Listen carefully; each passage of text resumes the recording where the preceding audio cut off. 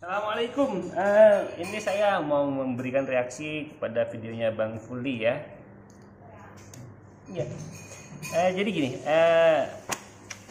materi yang mau saya angkat yaitu tentang ciri-ciri Wahabi ya. Lalu di sini harus kita sepakati satu kesepakatan ya, bahwa yang disebut Wahabi itu nisbat kepada Syekh Muhammad bin Abdul Wahab. Sepakat ya?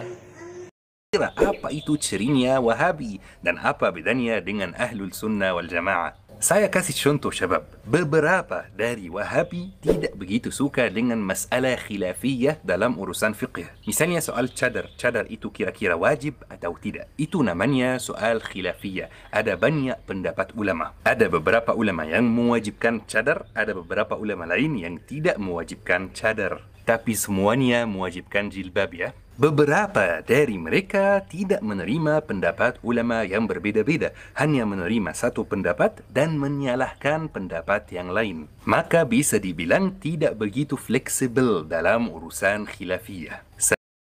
Khilaf tentang cadar itu banyak perbedaan pendapat di kalangan ulama. Untuk masing-masing kelompok ya, masing-masing kelompok itu memiliki pendapat ulamanya masing-masing dan mengikuti rujukan dari ulamanya masing-masing. Masalahnya di mana? Menyalahkan pendapat yang lain, kita harus punya standar ya. Jadi di sini kita harusnya bicara tentang sebuah standar yang baku. Disitulah standar ya. Jadi standar kebenaran itu di mana? Jadi kita harus kembalikan kepada standar kebenaran, bukan kepada perspektif kita. Karena kalau setiap orang memandang suatu kebenaran itu berdasarkan perspektif dirinya, relatif ya, artinya kebenaran itu akan berbeda-beda. Jadi kita harus sepakat ada satu standar yang harus kita ikuti. Satu contoh lain, ada kesalahan yang besar dalam istilah bid'ah. Mungkin beberapa dari mereka tidak begitu paham istilah bid'ah itu apa. Apa itu bid'ah kira-kira? Makanya banyak hal yang ditolak tanpa alasan jelas, banyak hal yang diterima juga tanpa alasan jelas. Yang kedua, ada kesalahan besar dalam istilah bid'ah. Itu menurut Bang Fuli. Oke, untuk istilah bid'ah, kita kembalikan lagi. Istilah bid'ah yang akan kita pakai, istilah bid'ahnya siapa ya.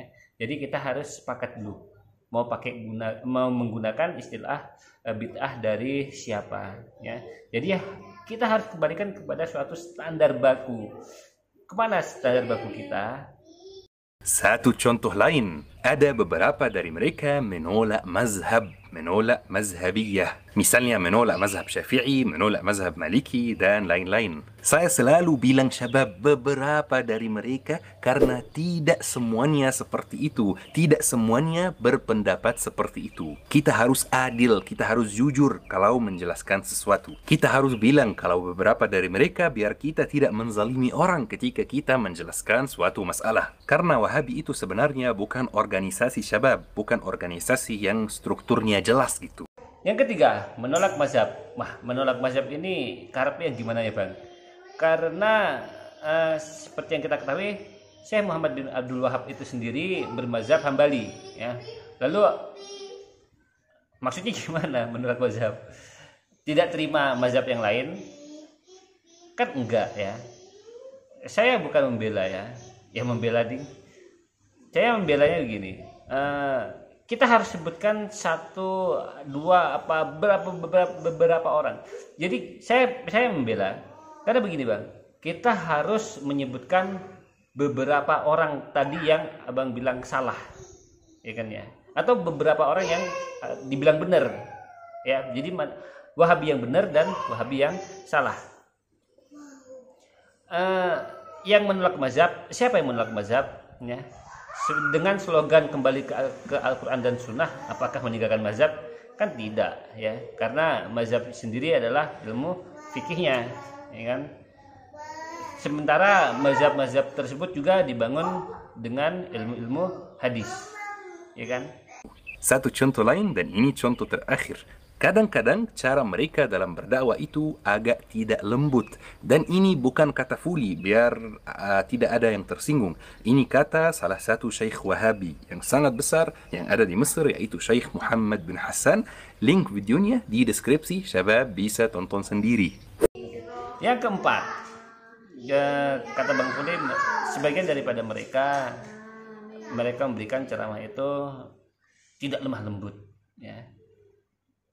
Sebentar Bang, di sini kita bicara sebagian itu boleh harusnya ya kita katakan sebagai oknum, ya kan ya.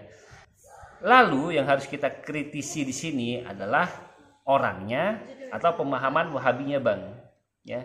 Jadi oknumnya atau Wahabinya yang salah Bang, kan harusnya begitu.